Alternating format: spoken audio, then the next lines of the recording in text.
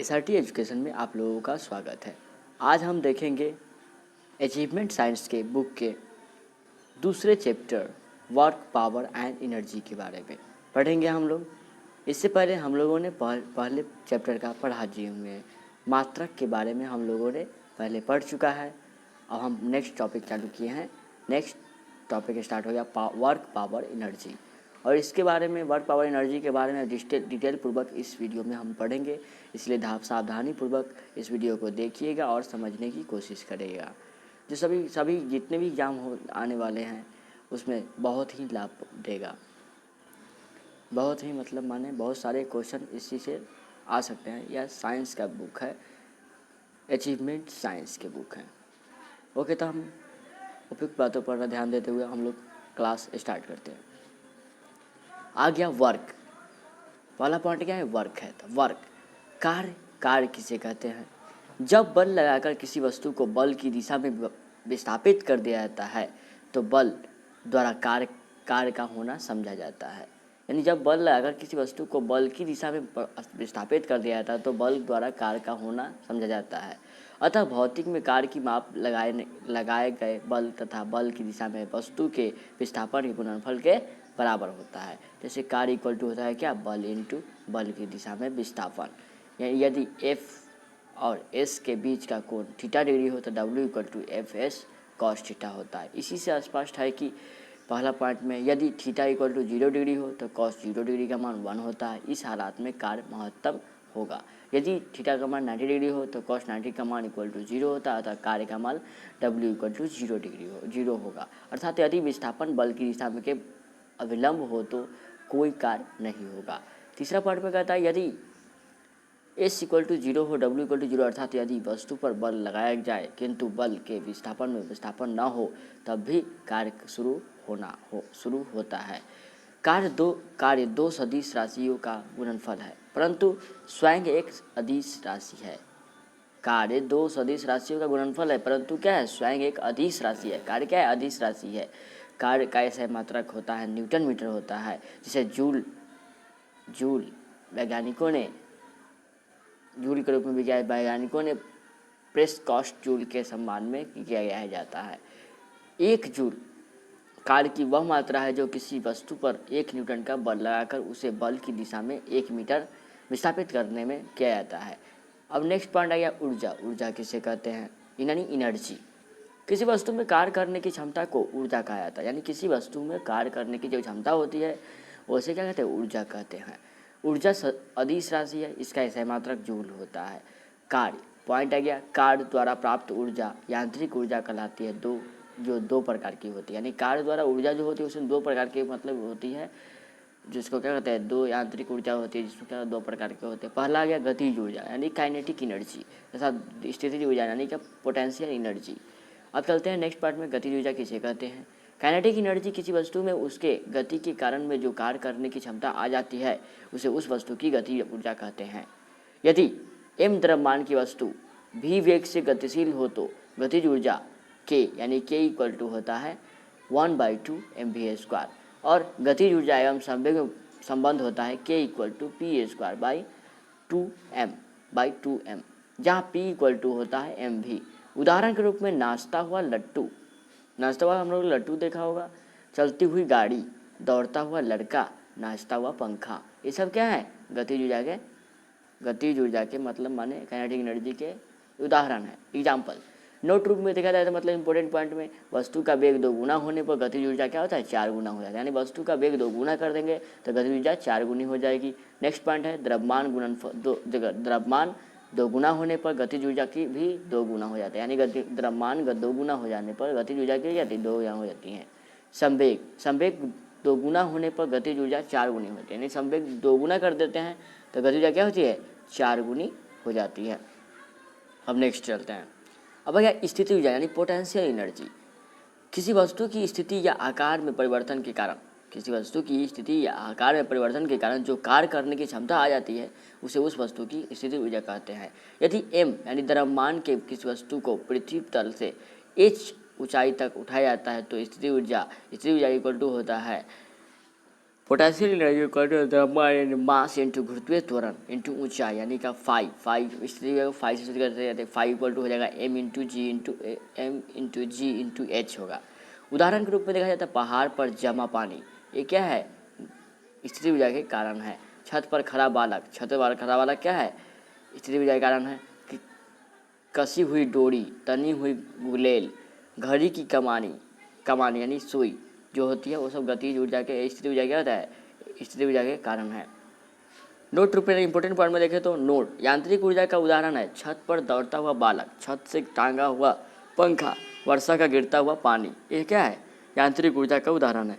द्रव्यमान ऊर्जा क्या होता है, तो द्रव्यमान ऊर्जा क्या होता है, द्रव्यमान ऊर्जा मास एनर्जी।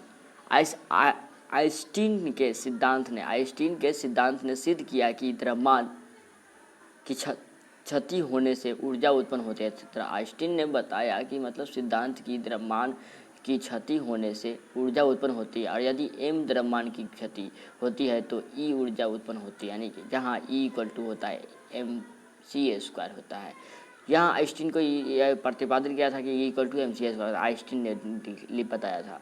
यहाँ C इक्वल टू होता है निर्वात में प्रकाश की चाल, निर्वात में प्रकाश की चाल होती है 3 × 10⁸ मीटर प्रति सेकेंड होता है। सब नेक्स्ट पॉइंट चलते हैं ऊर्जा संरक्षण का नियम। तो ऊर्जा संरक्षण का नियम क्या होता है, तो ऊर्जा संरक्षण यानी कि law of conservation of energy, यानी ऊर्जा संरक्षण का नियम।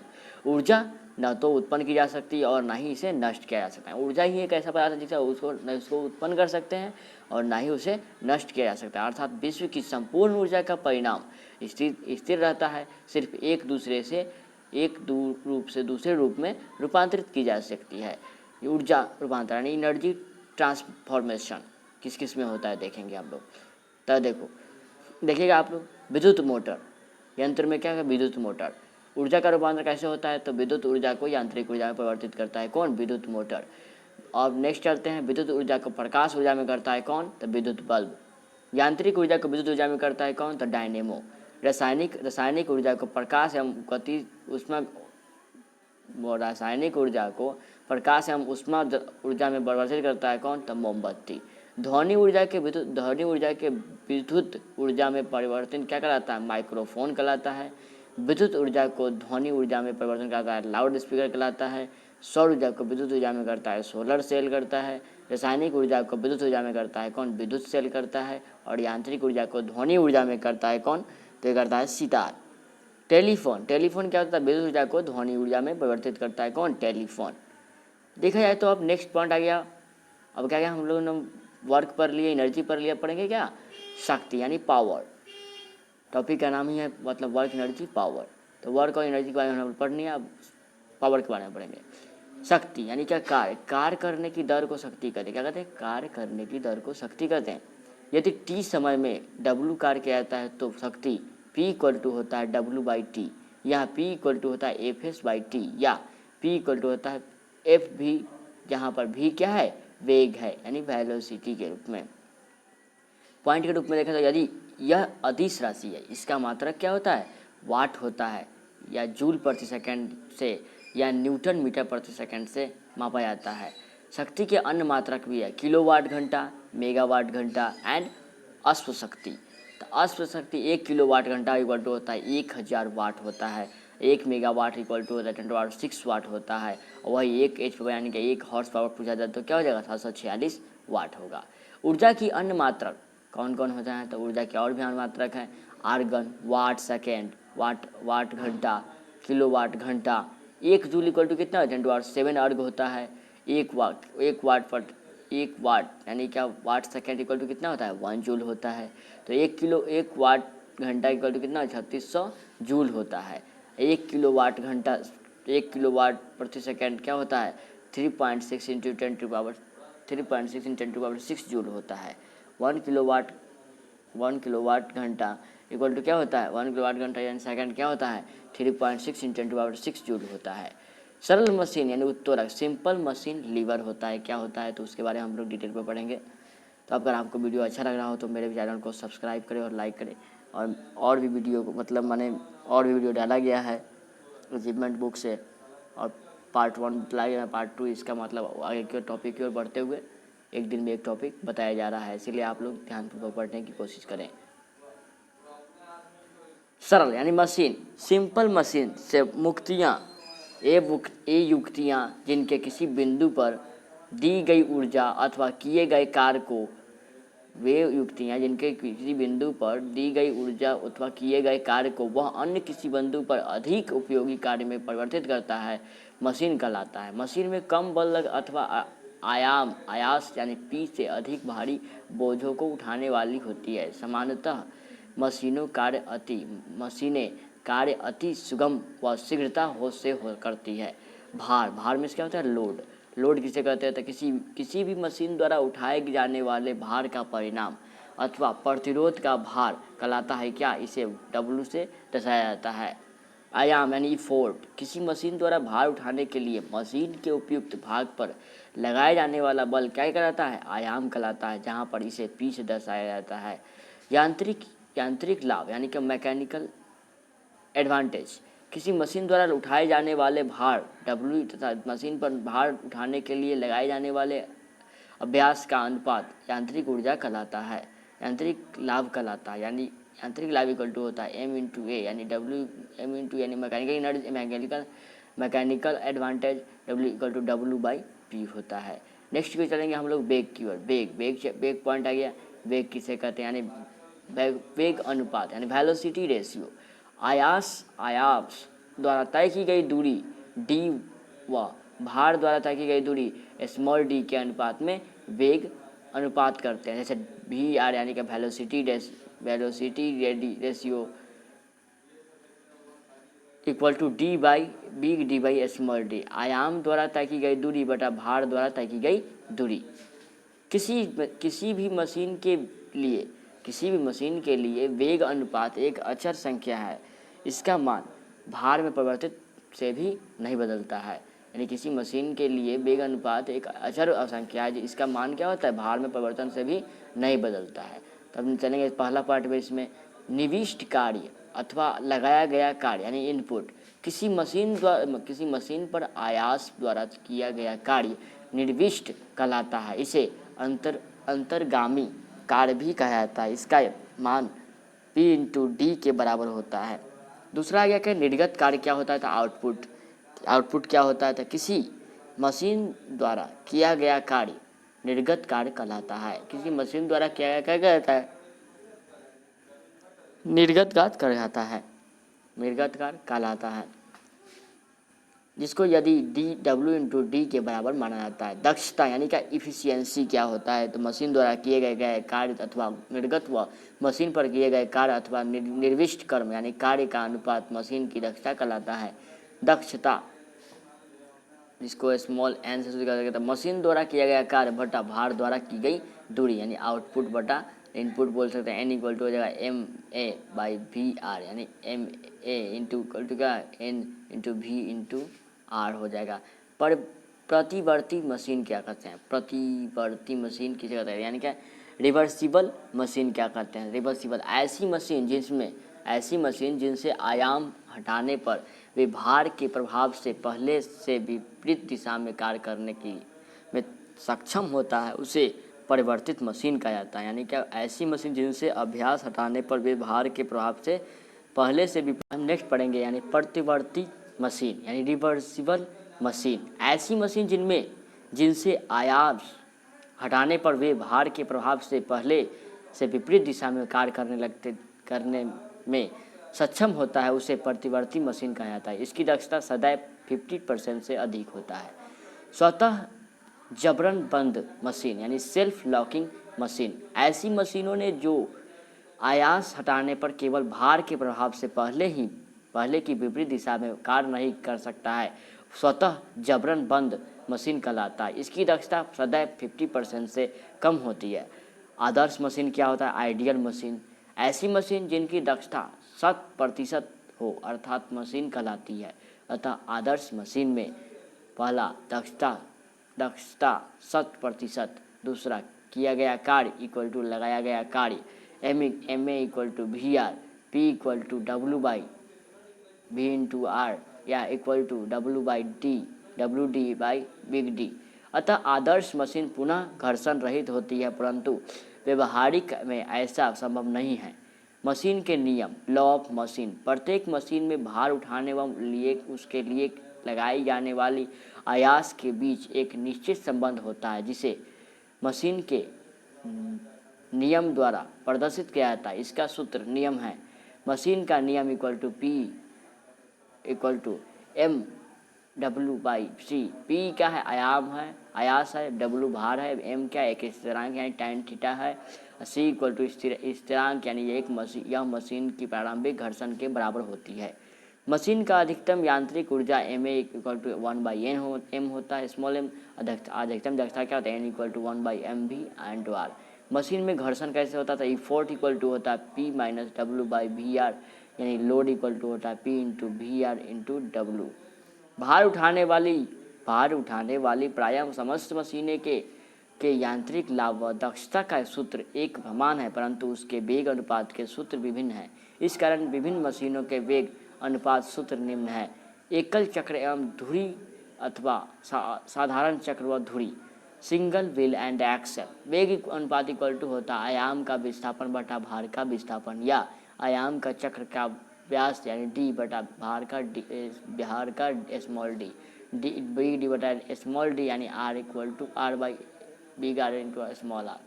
अब यह हम नेक्स्ट चलेंगे वासंत्री चक्र एवं धुरी, डिफरेंशियल व्हील एंड एक्सेल। वेग अनुपात वी आर यानी कि आयाम का विस्थापन बटा भार का विस्थापन, या चक्र पर की गई रस्सी घूलना या धुरियों पर रस्सी लिपटने का आधार। यांत्रिक लाभ होता है M A equal to N small N into V R यानी कि N into 2d by small D minus d2।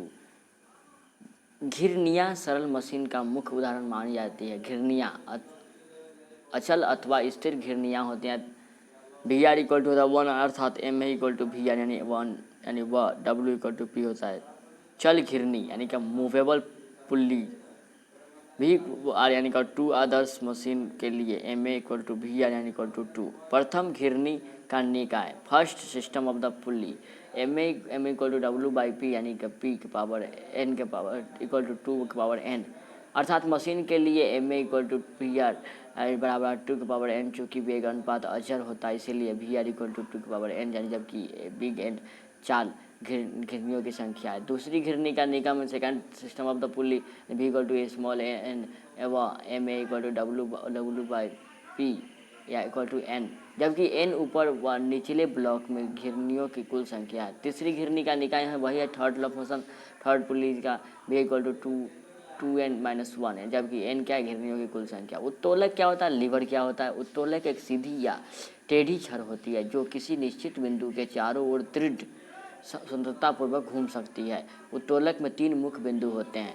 आलंब यानी क्या फुलक्रम बोलते हैं, जिस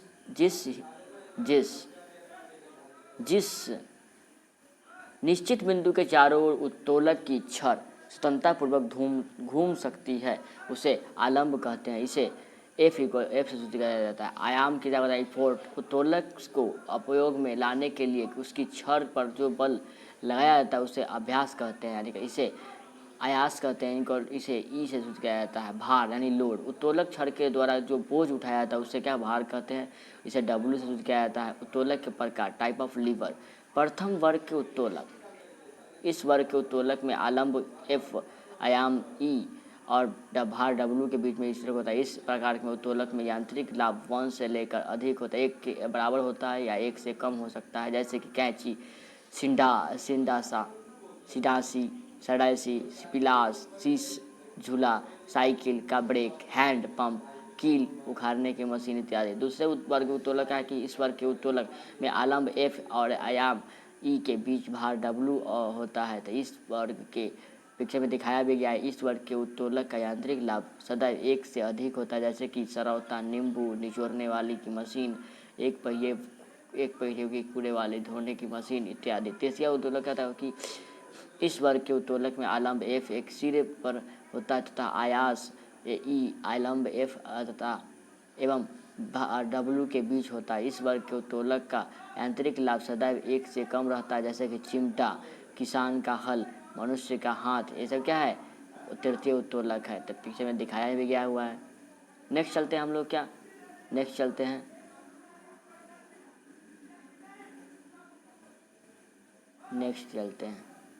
हम लोगों ने पढ़ लिया हुआ है देखा तो। अब हम चलते हैं उत्तोलक या यांत्रिक लाभ क्या होता है। मैकेनिकल एडवांटेज टू लीवर, उत्तोलक से उठाए गए भार तथा उस पर लगाए गए आयास के अनुपात को उत्तोलक यांत्रिक लाभ कहते हैं। यांत्रिक लाभ इक्वल टू होता है भार बटा आयास। उत्तोलक का सिद्धांत है आयास इंटू आयास भुजा इक्वल टू भार इंटू भार भुजा। संतुलन क्या होता है, इक्विलिब्रियम क्या होता है, गुरुत्व केंद्र यानी सेंटर ऑफ द ग्रेविटी। किसी वस्तु का गुरुत्व केंद्र वह बिंदु है जहां वस्तु का समस्त भार कार्य करता है, चाहे वह वस्तु जिस स्थिति में रखी जा सके। वस्तु का भार गुरुत्व केंद्र के से ठीक नीचे की ओर कार्य करता है, अतः गुरुत्व केंद्र पर वस्तु के भार के बराबर उपयुक्त मुखी बल लगता है, लगाकर हम वस्तु को संतुलित कर रख सकते हैं। सारणी के रूप में हम देखते हैं कुछ नियमों के वस्तुओं के गुरुत्व केंद्र क्या होते हैं। समान छड़ गुरुत्व केंद्र की स्थिति होती है। समान छड़ जो होता है छड़ के अक्ष का मध्य बिंदु है। वृत्ताकार पटल यानी कि वृत्त का केंद्र। त्रिभुजाकार पलट यानी माध्यकाओं का काटा बिंदु। आयताकार यानी कि विकर्णों का काटन बिंदु। बेलनाकार यानी ठोस यानी बेलन की अक्ष का मध्य बिंदु। ठोस गोला यानी कि गोले का केंद्र।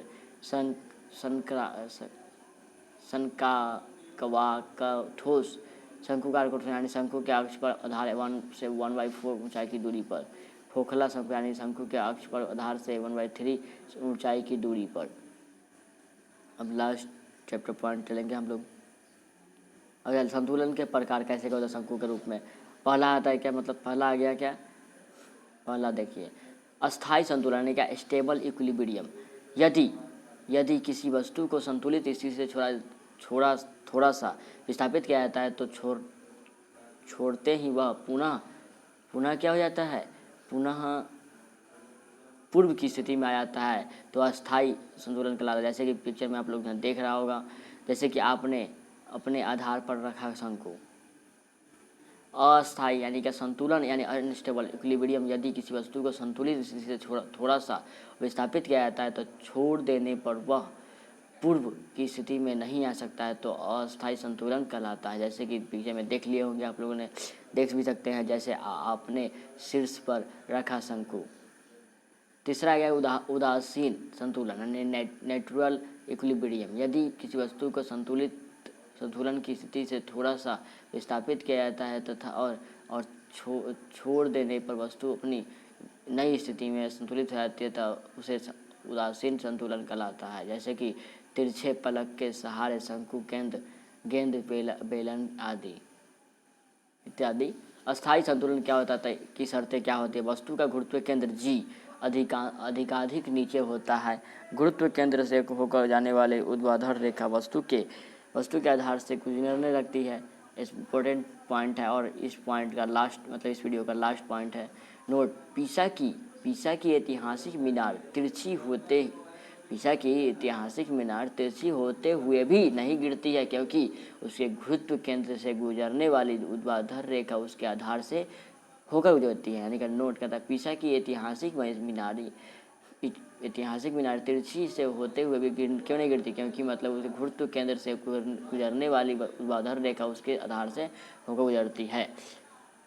आपको आज के वीडियो में इतना ही बताया जाएगा और इस वीडियो के इसी चैप्टर के ऑब्जेक्टिव क्वेश्चन फिर से कल आपको बताए जाएंगे। लगभग मानिए कि 70 या 60 के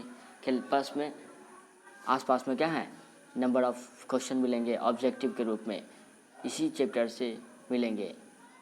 अगर आपको वीडियो अच्छा लगा हो तो मेरे चैनल को सब्सक्राइब करें, लाइक करें। Thanks for watching my video और अपने दोस्त को भी बहुत दिखाएं।